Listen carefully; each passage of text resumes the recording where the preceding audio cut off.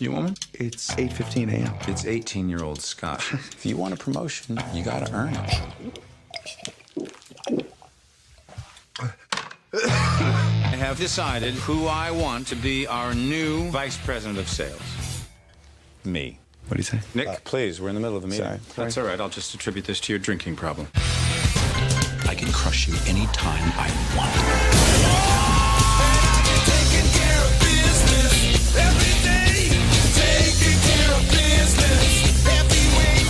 You want to explain why you're doing 61 in a 25 zone? I was drag racing. In a Prius. I don't win a lot.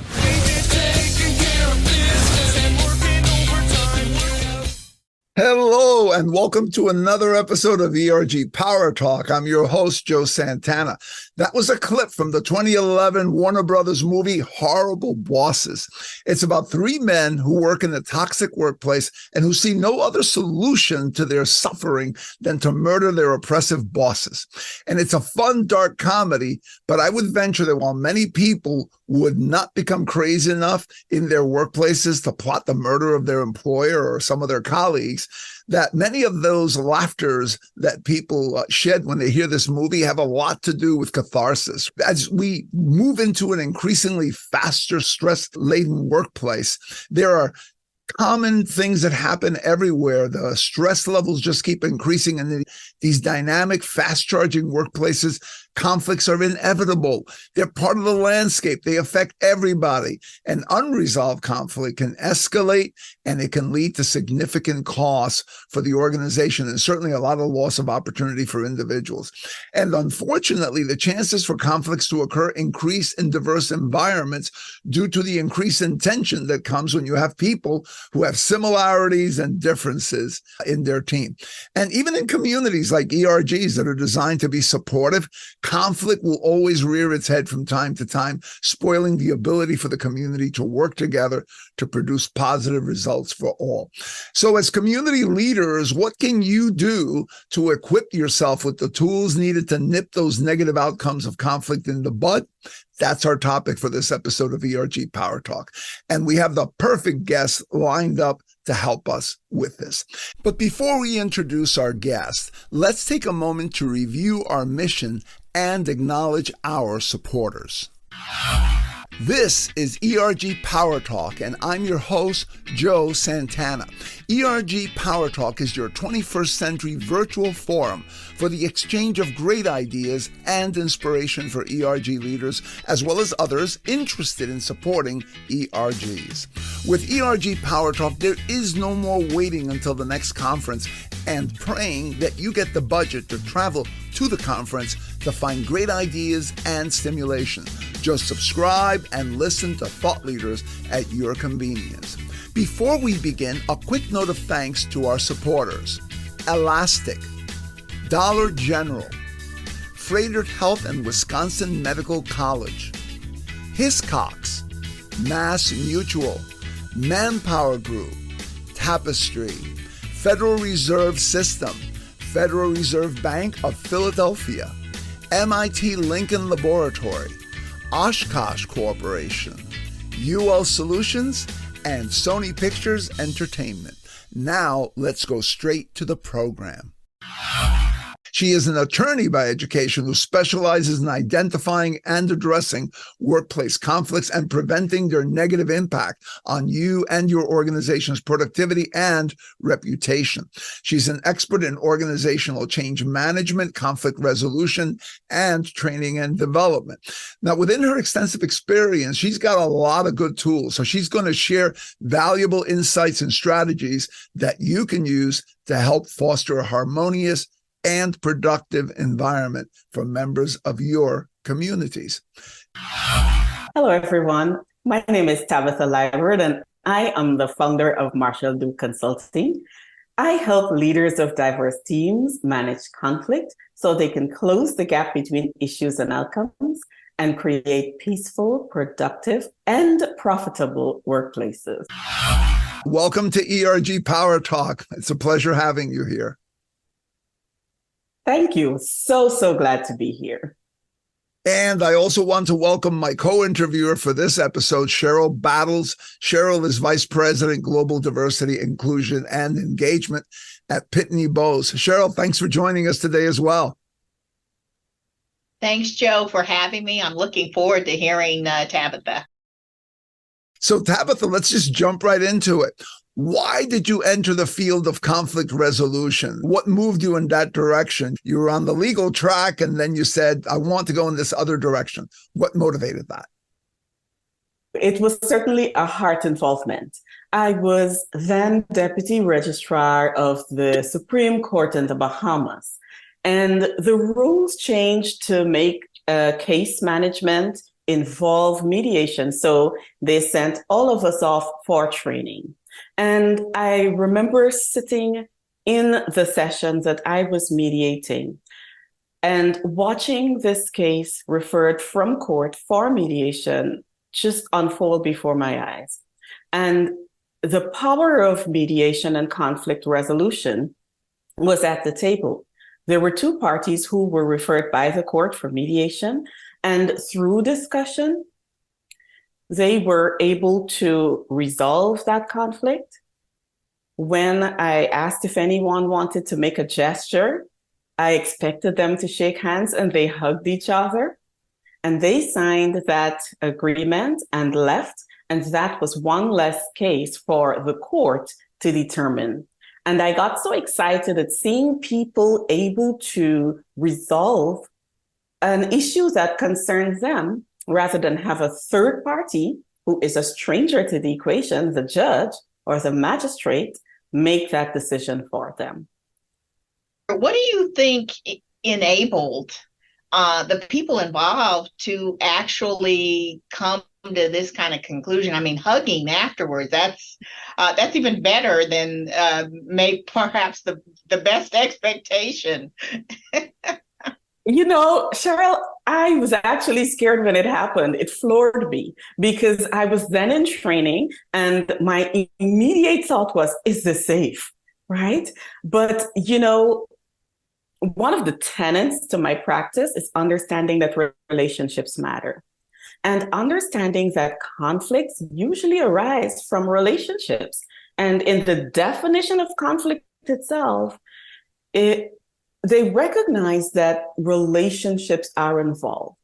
And so because there is a relationship at the foundation of everything, if conflict is resolved, if the parties decide to resolve, it can bring them to a place where they can actually reconnect, restore, and hug it out if that's appropriate.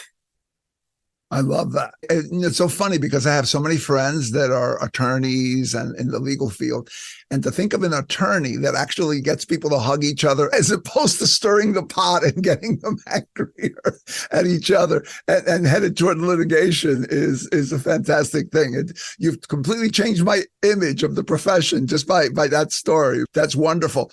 So besides ending up in court, which is obviously a point where people they can't see eye to eye and they need to have someone else step in, as you said, a judge or a magistrate, to make a decision on their behalf because they can't come to some kind of agreement. What are some of the other negative outcomes into people and organizations that you've seen result from conflicts that are unresolved?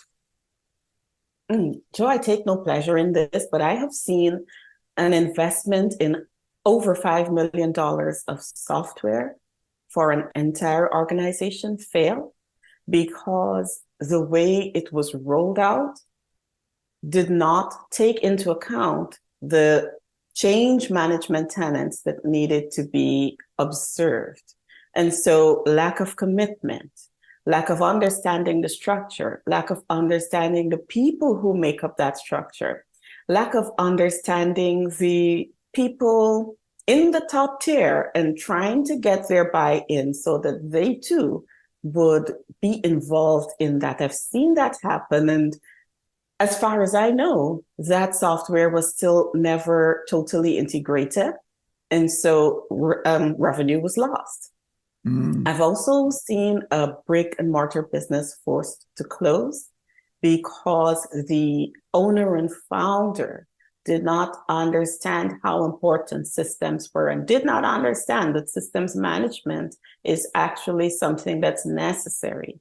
And so the conflict that arose because of lack of systems drained the revenue. And I've seen in a smaller business, like loss of revenue and estrangement because of conflict in that business. Just not following up on contracts. The person was a C-suite member who was responsible for compliance. And for whatever reason, did not follow up and do due diligence. And it caused a huge fracture in that business. Mm.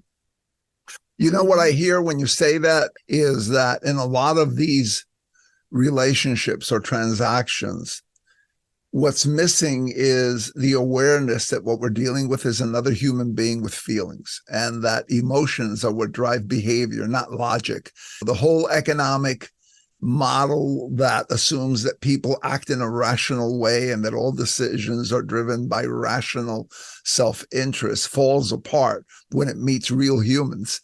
And real humans are driven by feelings. And unless those are taken into the equation in terms of how you're going to say things, what you're going to do, what steps you're going to take to prepare people for change or prepare people for a transaction emotionally as whole people, that what you end up doing is you end up having a disaster, and then you have to backtrack and try to put in all those elements and address all those things that could have been probably best addressed in the beginning.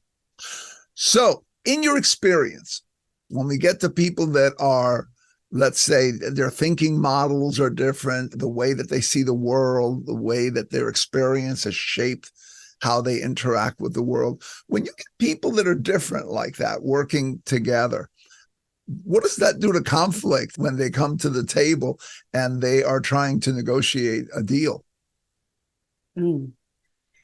Depending on how it is handled, it can sometimes put conflict in the middle of that situation and retard the progress of negotiating a deal. We understand that diverse teams are made up of people with different languages, different cultures. And so we see sometimes issues with context where the same words mean different things. And so people are unaware of a meaning, and because there may not be psychological safety in the room, they don't feel empowered to ask about that meaning. What does this mean, or how does this work out?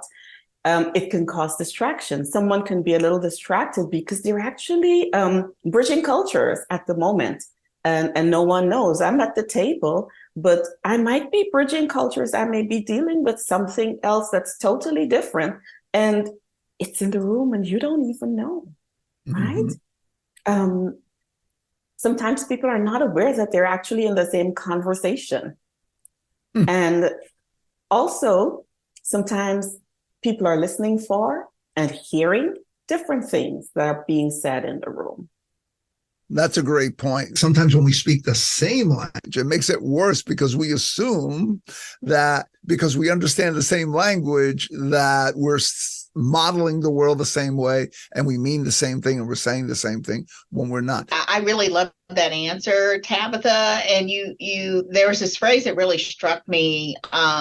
Sometimes people are not in the same conversation. What do you mean by that? And how can participants confirm that we are indeed talking about the same thing? It's always good to pause but first, it's always good to set the context of what we're doing and create psychological safety and psychosocial safety before the event even starts. So you often start working on something before you even get into the room. Simply popping up on people, if we are in a virtual environment, just reaching out and asking if there's any concern before you get there, or framing what's going to happen so that everyone understands, everyone with the different thinking patterns, different cultures, different backgrounds, understand what's happening. And then once you've framed it and created the psychological or psychosocial safety, it's easier to progress. And even when you progress, stop and have encouragers. I am HR in my part-time work in a small IT company. And we're discussing something and they're talking about a Sankey, Sankey. And in my culture, that's a song. Right away, I'm bridging cultures. What's going on in this side of my brain? What's going on in that side of my, I'm trying to understand and I'm trying to get the image of the song and where I heard it last out of my head. And because of the environment that I work in, I could put my hand up in the virtual Zoom room and say, you guys got to help me out here. I don't know what a Sankey is. What I'm thinking of is this, and I know this is not what we're talking about, right? So, Cheryl, the most important thing I think is creating the environment so that these things can be uplifted and discussed. And then you have everyone in the room empowered to contribute to a collaborative decision. That's a great point. There was something you said earlier, and I quickly read something into it. I think this is what you meant, but it makes sense that if you're going to talk to a group of people, let's say you're going to talk to 5 people, and you know that they're coming from different places and understanding something. Before that meeting, it probably makes sense to meet with those people separately, explain the topic to them, so that you could focus on them and the way they think and the way they understand things, and make sure that they grasp it, that they understand it, and that you're as close as possible to being on the same page before you bring the entire group together.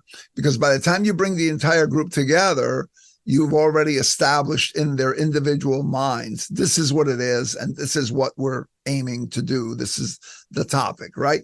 Whereas if you try to do that in a mixed crowd, I think it's harder, because when you're modeling for one group in terms of how you're communicating this, you may be losing maybe 1 or 2 other people over here, or they may not be on the same page, or they may not be in the same place. So I like that idea of individually socializing with different pockets or different groups, the topic, before you bring a diverse group of people together. I think that that's one thing that would help a lot, especially because we're getting deeper and deeper into working more and more with more diverse groups locally as well as globally, which again increases even more so the differences in the way people think and the way they understand things. Here's what I got from the first half of this discussion with Tabitha. 1, workplace stress is rising and it is costly to people, companies, and community groups. 2, the similarities and differences among team members and within all communities, including employee resource groups, often leads to conflicts that need effective resolution. 3, as noted in the cost of the failed software implementation, the loss of revenue in another organization, and the unfortunate closure of a business, the cost of unresolved conflict can be pretty high. For ERGs, it can lead to dysfunction, which leads to ineffectiveness and even the disbanding of the group. 4, we sometimes assume that people will always act rationally, but most conflict is driven by emotion, and solutions call for emotional intelligence. We need to recognize and address these elements of human motivation and feelings to avoid and resolve conflict. And finally, 5, Tabitha emphasized the importance of creating a psychologically safe and supportive environment for conflict resolution. This involves setting clear meeting rules and objectives to ensure that people are working together from the same page, and then encouraging everyone to openly participate. When we come back, we'll focus on how you can prepare to handle conflict when, despite all your efforts, it shows up. But first, this. I'll see you on the other side. Are you an ERG group or committee chair struggling to balance your ERG activities with your day job responsibilities? Well, you're not alone. There are hundreds of thousands of passionate ERG leads all around the world that find themselves in the same boat. The only solution found by many is to give up lunch hours and personal time with family and friends. But there is a better way, and that better way is to master the powerful skills that enable you to 1. Set realistic and achievable compelling goals and priorities. 2. Distribute the workload by effectively delegating tasks and responsibilities to others. 3. Communicate in a way that increases your impact with less time and effort on your part. 4. Secure the full and active support of executive sponsors and other senior business leaders. And 5. Fit your ERG leadership work into a reasonable set of time boundaries. And that and more is exactly what tens of thousands of your colleagues have learned to do effortlessly by participating in Supercharge Workshops. Supercharge Workshops was developed by us along the same easy and powerful how-to framework found in our popular Supercharge Your ERGs book. The modular, customizable programs are loaded with fun exercises and tools that will immediately give you back hours of time each day while increasing your ability to achieve high impact and measurable results in both your ERG work and your job. For more details on how you can schedule a Supercharge Workshop session in your organization, go to superchargeworkshops.com. That's https://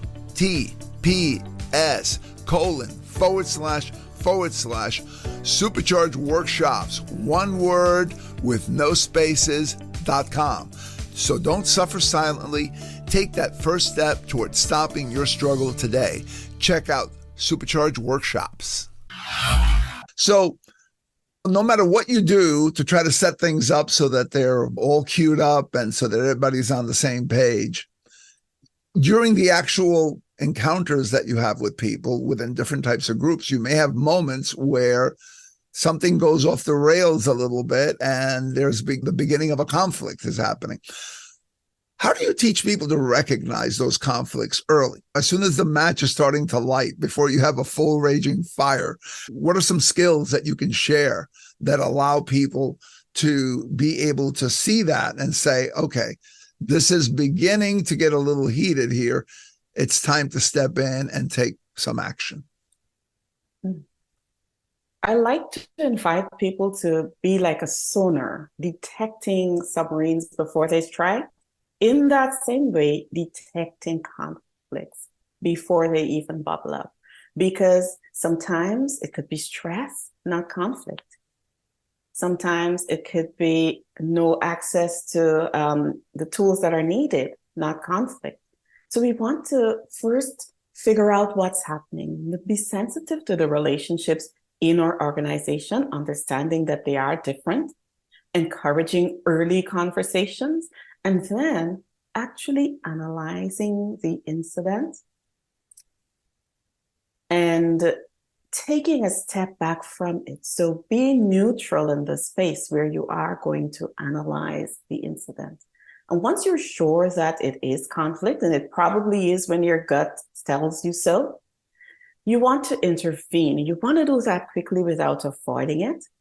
And the intervention methods that I like for the workplace are facilitation, where you facilitate a conversation, or negotiation, or mediation. I think those are wonderful skills, because I think a lot of times what happens is that the person who's running the meeting somehow gets embroiled in part of the conflict, or they take a side, as opposed to remaining centered and helping to mitigate as much as possible before it goes to the point where you have to get a mediator because you can't agree amongst yourselves. One of the things that struck me in your answer, Tabitha, is that you said, once you can be sure that is conflict, what does conflict look like that would make it unrecognizable? Because when we usually think of conflict, we think it's very clear, but how do people how are people engaged in conflict where you may not even realize it? Yes, there are some times that you may think it's conflict because, Cheryl, I'm not getting to the task at hand or I'm not completing my work. But when you check in with me, I may have a situation that prevents me from doing that work. So it's not necessarily conflict, role conflict, in that I don't understand the job or I don't understand the role and the responsibilities, but it might just be something else that is happening with me that prevents me from actually doing the work, including maybe my time management skills, you know? So those are things that we want to be mindful of and just be so very careful with assuming, because sometimes things show up as, but they're not. And a simple explanation and diving deeper can really explain to you what it is. Mm-hmm. As you were giving that explanation and you were using that example, it made me think of something that commonly happens within ERGs and within these various resource groups who are the audience for this program. And that is that a lot of times these groups get together and they form a leadership team amongst themselves. So you have somebody chairing the group, you have somebody co-chairing maybe with them. You might have somebody who's responsible for putting together events on behalf of, let's say, the women's group or the Asian Pacific Islander group, and you may have another person who's responsible for bringing in speakers. And so these responsibilities that the group has as a community are divvied up among these different individuals. And one common complaint you'll hear from people who are chairs of these groups is, I'm doing all the work. The others aren't doing anything. They're not living up to the responsibility that they agreed to take on to do this particular work. And so I'm stuck with all of this work. But to me, it sounds, based on what you were saying, that in some cases that conflict may arise from other dynamics that are going on in the background. Maybe the person's time management, maybe their workload changed from the moment they said, yes, I'm going to do this, to now, and all these different things. What would be your advice to those leaders who are trying to get the help that they need from other members of their leadership team in this community, who are running into these various obstacles? And clearly, I'm sure you're not going to say, get really mad at them and do all the work yourself, because they're not doing it. But, I'm sure that there are other avenues. Can you talk a little bit about that? Yes, thanks for sharing that. Sometimes people may not be sure what you want. I may not actually be sure what Cheryl wants, what Lisa wants, what Vanessa wants, in the context of what should happen. And so maybe if I hear Cheryl's vision, then I can see how close I can come to that vision when I raise my hand and say, I want to help. Also, someone might just be a little intimidated because Ivan does everything so well. And he's such an expert in all of these things. And oh my goodness, I really don't know how to use Excel that well. What if I mess up something? So if I understand that Ivan would be really glad if I do this, and also he's going to give me grace, or he's comfortable if I use another kind of software that I am good at, then I feel comfortable raising my hand. Sometimes it's just communication and expectations, how communication is given, what people understand, and if expectations are clear. So what you're saying is, rather than judging right away and saying, that person's bad, they're not doing the part that they agreed to do, that scratching beneath the surface and finding out, well, maybe you can sit down with the person and say, hey, you know what? I expected you to do this based on what we discussed before. Did you clearly understand that's what it was that we expected you to do? Or are you having difficulty doing it? Have things changed? Or how can I help you? And the person might say, well, you know what? My workload changed, so maybe you need another person to do it. Or they might say, well, you know what? I don't know how to balance it with all these things. And maybe you need to help them with their time.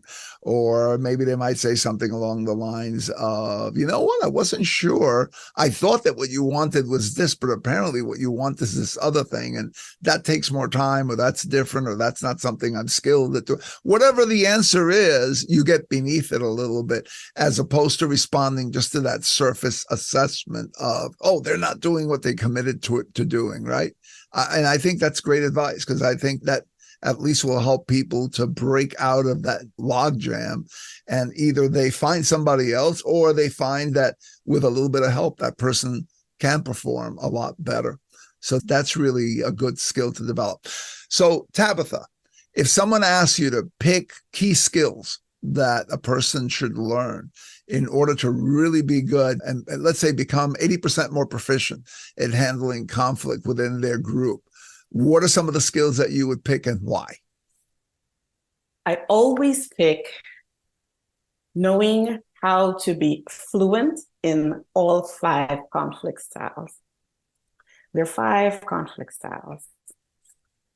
5 ways that you could respond to conflict. And usually you pick the style that is appropriate for what is happening. The styles are directing, avoiding, harmonizing, cooperating, and compromising. And if you're fluent in all 5 of those conflict styles, you check the situation and select the style instinctively that is best suited for that situation. And so if there is a very high focus on results and the relationship is not that important, you are comfortable directing. While if there is a high focus on the outcome or the results, and the people and the relationships are just as important, very, very high importance, you would want to be cooperating.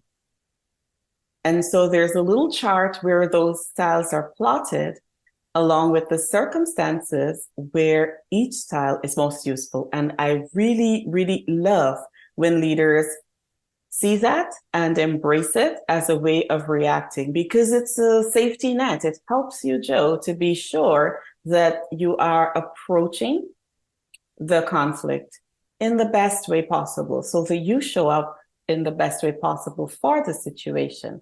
And I found it helpful, and clients have found it helpful. That's excellent. Cheryl, what are your thoughts about this in terms of how it fits into your model of the things that you're working on?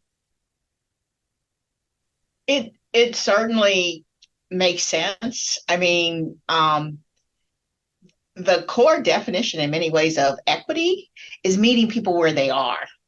So as we are thinking about then, how do we, with the relationship that underlies this, how do we meet people where they are and therefore approach them with a style that's going to best enable us to get at the heart of the matter? So it makes a lot of sense to me. And Tabitha, you mentioned these 5 styles. How or where can we find these, a definition of these 5 styles? It's River House Press, and I love that style because the psychologist who developed it developed the model for use in diverse groups. And so I usually lean towards that style. And he is Dr. Ron Craybill, and I did the training with him so that I could help people embed this in their workplaces, because I've seen this work. It worked for me. I use it. I use it at home. I use it at work. I use it with family, and I've seen the success. And so it's River House Press, Dr. Ronald Craybill, and the 5 Styles of Conflict. He has so many resources on his website. That's great. By the way, I wish I had read that book when my kids were still at home, when they were smaller. There was always plenty of conflict to be resolved. But I think it's wonderful. I think in every walk of life, whether it's with family, friends, or in the workplace, these are really marvelous skills to have, because whenever you bring a couple of people together, conflicts are sure to arise in some shape or another. And especially in today's world where things have become even more polarized, conflicts are more likely to arise than ever before. And so these are great skills to have. Tabitha, what are some resources that you recommend that employee resource group leaders and others who are looking for opportunities to continue to enhance these conflict management skills turn to? You mentioned the book, but what are some other things that you believe are also useful? And if all else fails, then call in the pro, call in someone like Tabitha. But in the beginning, what are some things that you can do to boost some of your skills that you have so that you can handle this better? I love directing people to the program on negotiation at Harvard Business School. Their website is pon.harvard.edu, and they have excellent materials there. You can also subscribe to their blog, and they send out lots of different flyers and definitions and little tools that can help you to work alongside conflict with anyone else. I love, if there's one book that you are going to get, I'd love to introduce you to Conflict Resolution by Danielle Dana. It is such a lovely workbook for a leader. It actually helps you to figure out where conflict is, to define it, and then to see what it's costing the organization, which is always a good tool if conflict resolution training or mediation training is not in your budget as a line item. And then I like to introduce also Conflict Management for Managers by Susan Rains, which is also a pretty good book for you to have as a reference book in your bookshelf at work. That's fantastic. Thank you for that. And my final question for you is, how can our listeners reach you? You can reach me at marshallduke.com, and you can also connect with me on LinkedIn. I'd be happy to consider any questions that you have through LinkedIn or on my website, which explains a little bit more about what I do. That's fantastic. Tabitha, thanks again for joining us today on ERG PowerTalk. It was a pleasure having you here. Thank you for having me. And I also want to thank Cheryl Battles for being my co-interviewer today. I love having co-interviewers with me because sometimes they will draw out some insights that maybe my question didn't bring out. So it's fantastic having you here. Thanks, Cheryl, for being with us. Thank you for having me. Okay, so here's what I got out of the second half of this discussion with our guest, Tabitha. 1, no matter how hard you try to avoid conflict, it can still show up, and that's why we need to develop skills for recognizing conflicts in its earliest stages. 2, this involves being attentive to subtle signs and distinguishing between stress and actual conflict. Sometimes misunderstandings and unmet expectations can lead to perceived conflicts where actually none exists. You should proactively communicate to your group your vision, expectations, and provide clarity on roles and responsibilities. This helps you address potential issues before they escalate and turn into conflicts.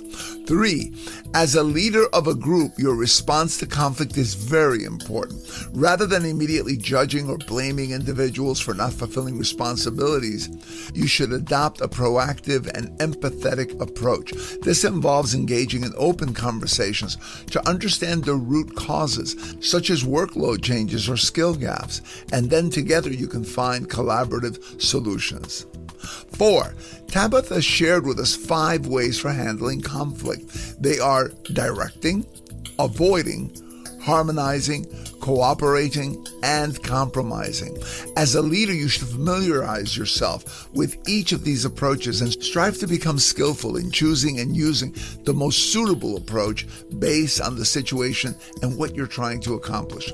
And finally, 5, One of the core principles of equity involves meeting people where they are, and this applies to conflict resolution, emphasizing understanding diverse perspectives and approaching conflict with a style that aligns with the need of the individuals and the situation.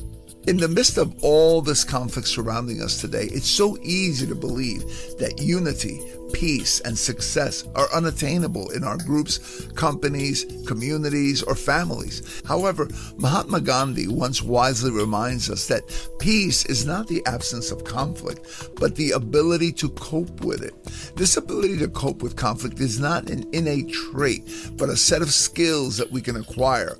These skills are especially crucial for anyone in a leadership role. As leaders of your ERG communities, the power to navigate and resolve conflicts in your groups rest in your hands.